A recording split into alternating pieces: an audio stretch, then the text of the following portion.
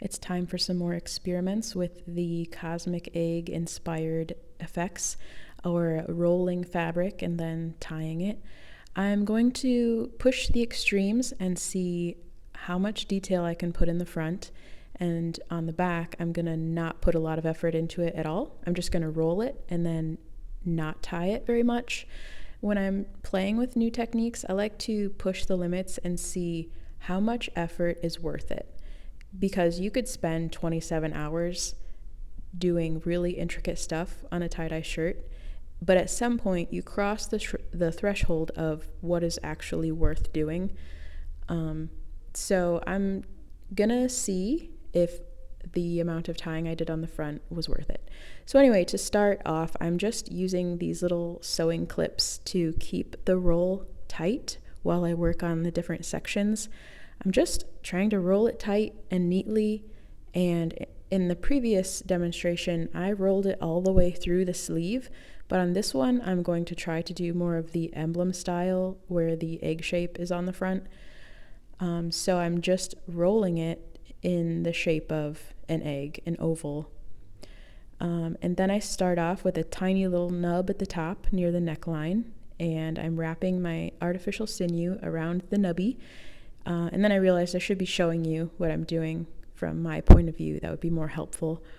So I've got, looks like 3 little nubbies finished, and after I do that first tie, then I do an angular tie with more like 4 to 5 wraps, and then I pull it with my PVC pipe. This is how I get the tightest pulls, and trying not to pull it so tight that it breaks. So yeah, I'm just doing these like wedge shaped ties instead of doing multiple ties that are parallel to each other. I think this looks interesting this way. So on most of these nubbies, I'm doing 3 ties. It's kind of difficult because this is so small, and my fingers were definitely sore after doing all of this. So you can decide after you see it at the end whether it was worth it. Okay, so I just have to keep playing with it to see which way the fabric will fold the easiest to create the next bunch of fabric, because when it's tied that tight, the fabric starts to get hard and it doesn't want to move anymore and be flexible for adding more ties. So just kind of have to be flexible in which direction the fabric will go.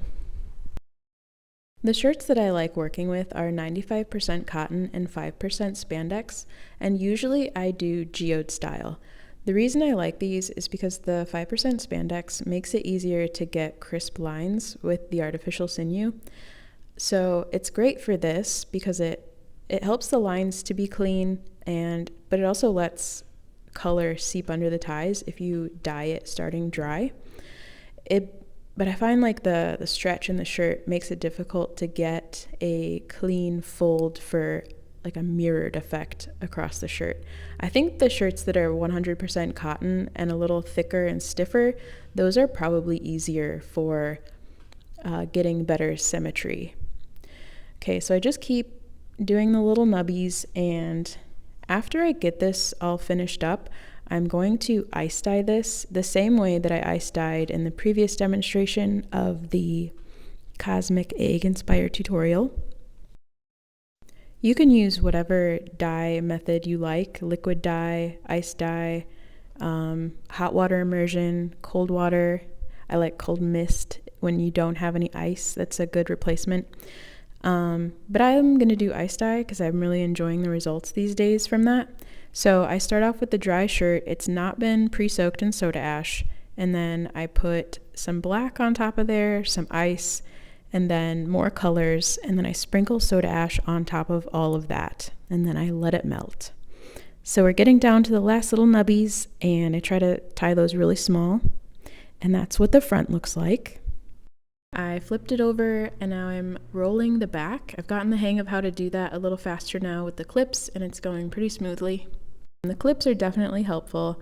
I rolled it pretty farther than the front, and then I decided I should do something with the sleeve before I finish the back, so I just like rolled that kind of haphazardly, And then here's where I decide that I'm just gonna fold this back and forth. So instead of doing each nubby on its own, I zigzagged it back and forth and then used the artificial sinew to wrap all of them together at one time. Sorry you can't really see what I'm doing there. I should probably put the camera overhead so that you could see what's going on. But after I tie that tight, then that's what it looks like. And I didn't really actually show you, but you can see it from the top. Okay, keep rolling. I try to get it really tight and neat. And then I'm gonna do the same thing here where I zigzag it back and forth. This was really quick. If you just did this to the front and the back of the shirt, it would look pretty cool for not as much effort. And I might try more shirts like that. I was gonna keep zigzagging the whole way, but then I realized the sinew probably is just gonna like buckle if I tried to tie all of those together. So I did a couple of them and then I tied that tight and then I continued on to do the upper part of the shirt. And yeah, I think that worked pretty well. I'm happy with that process because it wasn't too finicky. If it looks finicky, it wasn't too bad compared to the front. So the way that I'm tying it on the back, it's not forcing a lot of details in with the tie lines. So there are other ways that you can add in details, like with your dye application, like being more specific with your color placement, or like dyeing one side halfway through the fabric and then flipping it over and adding more colors to the other side. That would definitely add more layers of detail. So that's what it looks like after I tied it. And then I went and put it under some dye and ice and waited a day for the results. All right, here's the shirt on the front, and you can see all of that detail, mostly in the oval-ish shape. One of the ties I apparently didn't make the nubby as big, so it's a little smaller, but let's check it out up close. So you can see all of those little loops created some extra detail here. You can decide whether you think all of that tying was worth it, or maybe just one tie per nubby would be good. I think it looks pretty cool, like from a glance. It's pretty mesmerizing. So if you're wondering, the reason my wall is painted like this, I painted it blue, and then I was taking pictures of shirts on there, and it was really hard to color correct for the blue, so then I used a neutral gray, and I just haven't painted the rest of the wall yet. So that's where I take pictures of shirts so that the color will be accurate. So on the sleeves, that's where I just did one tie. I think that looks pretty cool. Okay, the colors were my favorite color scheme right now, which is black, wasabi, peach, and citrus yellow. I'm pretty much using that on everything at the moment because it really hasn't failed me yet. Okay, here's the back, the side where I put in much less effort. And also, I think this looks pretty cool. So there's the comparison between doing a whole bunch of detail and the back side where you just fold it back and forth and then tie it with one tie.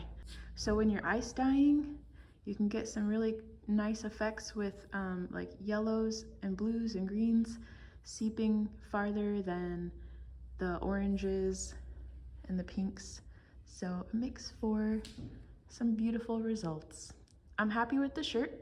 I think the level of detail that I would put into future shirts would be somewhere in the middle. This was a lot of detail and the back was much less, so I'd probably do somewhere in the middle of those. But hopefully seeing this will help you decide how much effort you want to put into it.